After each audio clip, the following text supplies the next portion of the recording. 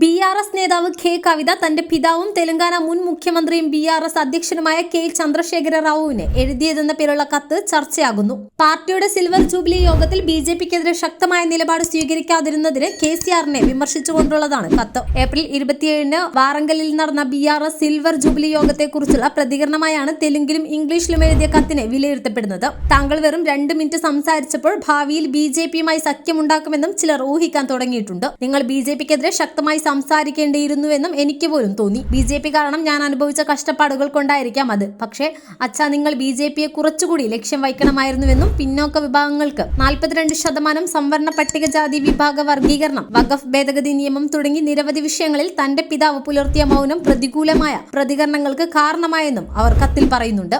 അതേസമയം പഹൽഗാം ഭീകരാക്രമണത്തിലെ ഇരകൾക്കായി മൗനം ആചരിച്ചതിന് അഭിനന്ദിക്കുകയും ചെയ്തു. സിൽവർ ജൂബിലി യോഗത്തിന്റെ മൊത്തത്തിലുള്ള വിജയത്തിന് KCRനെ അഭിനന്ദിച്ചുകൊണ്ടാണ് അവർ കത്ത് അവസാനിപ്പിക്കുന്നത്.